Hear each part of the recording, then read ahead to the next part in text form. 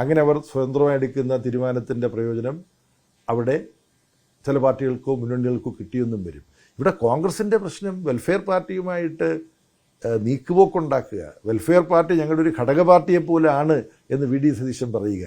Welfare party മതരാഷ്ട്രവാദം ഒരിക്കലും ഉയർത്തിയിട്ടില്ല എന്ന തെറ്റായ പ്രചരണം നടത്തുക. യഥാർത്ഥത്തിൽ വെൽഫെയർ പാർട്ടി RSS ഹിന്ദുരാഷ്ട്രവാദത്തിന് വേണ്ടി നിൽക്കുന്നത് പോലെ ഒരു ഇസ്ലാമിക രാഷ്ട്രമുണ്ടായാൽ മാത്രമേ മനുഷ്യൻ്റെ പ്രശ്നങ്ങൾ പരിഹരിക്കപ്പെടൂ എന്ന മൗദൂദിയുടെ കാഴ്ചപ്പാട് ശക്തമായിട്ട് പ്രചരിപ്പിക്കുന്ന കൂട്ടർ തന്നെയാണ് ജമാഅത്തെ ഇസ്ലാമി. പക്ഷെ ഞങ്ങളെ സംബന്ധിച്ചിടത്തോളം RSS ഉയർത്തുന്ന ഭീഷണി അതിന് തുല്യമാണ് ജമാഅത്തെ ഇസ്ലാമി ഉയർത്തുന്നത് എന്ന് അനുവാദരഹിതമായി ഞങ്ങൾ പറയില്ല.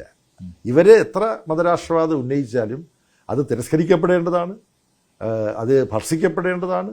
അതേസമയം ഇതിനെ സമീകരിക്കുക, RSS ചെയ്യുന്നു അതുപോലെ തന്നെ അപകടകരമാണ് ജമാഅത്തെ ഇസ്ലാമിയുടേത് എന്ന് പറയുന്നത് ഒരു അനുവാദരഹിതമായ കുറ്റാരോപണമാണ്. അവരെ വിമർശിക്കേണ്ടതാണ്. RSSനെയും ജമാഅത്തെ ഇസ്ലാമിയെയും ഒരു നാണയത്തിന് രണ്ട് വശം അങ്ങനെ ചിത്രീകരിക്കുന്നില്ലേ? അവരുടെ വാദഗതികൾ ഒരു നാണയത്തിന് രണ്ട് വശങ്ങളാണ്.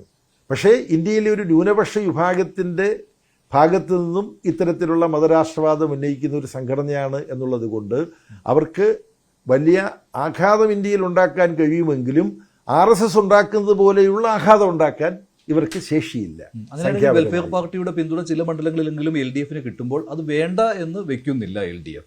അല്ല, LDFനെ സംബന്ധിച്ചിടത്തോളം LDFൻ്റെ സമീപനം മതരാഷ്ട്രവാദം ഉന്നയിക്കുന്ന വെൽഫെയർ പാർട്ടിയെ ഞങ്ങൾ വിമർശിക്കും, തുറന്നു കാട്ടും. അത് അനുവാദരഹിതമായി ചെയ്യില്ല. RSS ആണ് ഇന്ത്യയിലെ ഏറ്റവും വലിയ ഫാസിസ്റ്റ് ഭീഷണി എന്ന് പറയുന്ന RSS ആണ്. ആ RSSനെ നേരിടാനെന്ന വിധം വെൽഫെയർ പാർട്ടി ഉണ്ടാവുമ്പോൾ വെൽഫെയർ പാർട്ടി ഫലത്തിൽ RSSനും നിലനിൽക്കാനും പ്രവർത്തിക്കാനും അനുകൂല സാഹചര്യം ഉണ്ടാക്കി കൊടുക്കുകയാണ്, ന്യായീകരണം ഉണ്ടാക്കി കൊടുക്കുകയാണ് ചെയ്യുന്നത് എന്ന വിമർശനം ഞങ്ങൾ ഉന്നയിക്കുന്നു. ആ അർത്ഥത്തിൽ ഞങ്ങൾ വെൽഫെയർ പാർട്ടിയെ വിമർശിക്കുന്നു.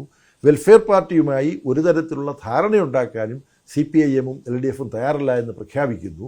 ആ പ്രഖ്യാപനത്തിന് ശേഷം വെൽഫെയർ പാർട്ടി ഏതെങ്കിലും മണ്ഡലത്തിൽ അവരവരുടേതായ കാരണങ്ങൾ എന്തെങ്കിലും ചെയ്യുന്നുണ്ടെങ്കിൽ അത് അന്വേഷിച്ച് പിടിച്ച് അവിടെ വോട്ട് ചെയ്യാൻ പോകുന്ന വെൽഫെയർ പാർട്ടിയുടെ ആളുകളെ അവർ നിൽക്കുന്ന ക്യൂവിൽ പോയി നിന്നിട്ട് നിങ്ങൾ ഒരു കാരണവശാലും CPIM-നും LDF-നും വോട്ട് ചെയ്യാൻ പാടില്ല എന്ന് പറഞ്ഞുകൊണ്ടൊരു ഒരു ഒരു പ്രവർത്തന ശൈലി അവതരിപ്പിക്കുക എന്ന് പറയുന്നത് മൗഢ്യമല്ലേ? അത് വളരെ വിചിത്രമല്ലേ? SDP-യുടെ കാര്യത്തിലും അങ്ങനെ തന്നെയാണോ? ഇതേ സമീപനം തന്നെയാണോ? SDP-യോട് അവരുടെ ഇന്നത്തെ തീവ്രവാദപരമായ അക്രമാസക്തമായ രാഷ്ട്രീയ പ്രവർത്തനങ്ങൾ ഉപേക്ഷിച്ച് ജനാധിപത്യപരമായി പ്രവർത്തിക്കുന്ന ഒരു സമീപനത്തിലേക്ക് അവർ മാറണം എന്ന അഭ്യർത്ഥന ഞങ്ങൾ നടത്തുന്നു.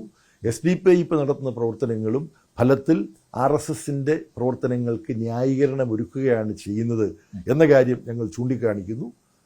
SDP-യുമായി ഇത്തരം കാരണങ്ങളാൽ ഞങ്ങൾക്ക് ചർച്ച ചെയ്ത് എന്തെങ്കിലും ഒരു ധാരണ വരുത്തുന്നതിന് കഴിയില്ല, അതിന് യാതൊരു സാധ്യതയുമില്ല. പക്ഷേ SDP പിന്തുണ നൽകിയാൽ സ്വീകരിക്കും. അല്ല, അത് സ്വീകരിക്കുക എന്നുള്ള പ്രശ്നമില്ലല്ലോ. SDP വോട്ട് ചെയ്ത് കഴിഞ്ഞാൽ ആ വോട്ട് റദ്ദാക്കണമെന്ന് തെരഞ്ഞെടുപ്പ് കമ്മീഷനിൽ ആവശ്യപ്പെടാൻ പറ്റുമോ? പറ്റില്ലല്ലോ. അല്ല, പക്ഷേ SDP-യുടെ പിന്തുണ എന്ന് പറഞ്ഞാൽ വെൽഫെയർ പാർട്ടിയുടെ പിന്തുണ പോലെ ആയിരിക്കില്ല. വെൽഫെയർ പാർട്ടി UDF-ന് പിന്തുണ പ്രഖ്യാപിച്ചു കഴിഞ്ഞു. പക്ഷേ SDP അങ്ങനെയല്ല. അവർക്ക് കുറച്ചുകൂടി അവർ താല്പര്യപ്പെടുന്നത് LDF-നെയാണ്. അവരുടെ പല നേതാക്കളും അക്കാര്യം പറഞ്ഞു കഴിഞ്ഞു. LDF ആണ് സംഘപരിവാറിനെ നേരിടാൻ കേരളത്തിൽ ശരിയായ ചോയ്സ് എന്നുള്ളതാണ് SDP-യുടെ നിലപാട്. അപ്പോൾ SDP-യുമായിട്ട് എന്തെങ്കിലും തരത്തിലുള്ള ഒരു നീക്കുപോക്ക് നടത്താൻ ഉദ്ദേശിക്കുന്നുണ്ടോ, അതോ അവർ സ്വാഭാവിക ഒരു ഉപാധികളുമില്ലാതെ തരികയാണെങ്കിൽ സ്വീകരിക്കാൻ തയ്യാറാണോ? എങ്ങനെയാണ്? അല്ല, അത് സ്വീകരിക്കാൻ തയ്യാറാണ് അല്ല എന്നുള്ള കാര്യം തന്നെ ഞങ്ങൾ പറയേണ്ട ആവശ്യമില്ല.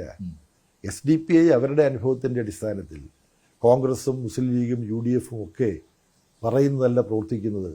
അവർക്ക് ന്യൂനപക്ഷത്തിൻ്റെ താല്പര്യങ്ങൾ യഥാർത്ഥത്തിൽ സംരക്ഷിക്കാൻ താല്പര്യമില്ല, ഔത്സുക്യമില്ല എന്ന് അവർ കണ്ടെത്തുകയാണെങ്കിൽ അതിൻ്റെ അടിസ്ഥാനത്തിൽ അവർക്ക് നിലപാടുകൾ എടുക്കാനുള്ള സ്വാതന്ത്ര്യമുണ്ട്. അത് നമ്മൾ പറയേണ്ട കാര്യമില്ല. ആ സ്വാതന്ത്ര്യം അനുസരിച്ച് അവർക്ക് വോട്ട് ചെയ്യാൻ കഴിയും. അപ്പോൾ അതിനപ്പുറം SDP-യുമായി ഒരു രാഷ്ട്രീയ ചർച്ച നടത്താനോ ആ ചർച്ചയിലൂടെ എന്തെങ്കിലും നീക്കുപോക്കുകൾ ഉണ്ടാക്കാനോ CPIM-ഓ LDF-ഓ ഉദ്ദേശിക്കുന്നില്ല എന്നുള്ളതാണ് അതിനെക്കുറിച്ച്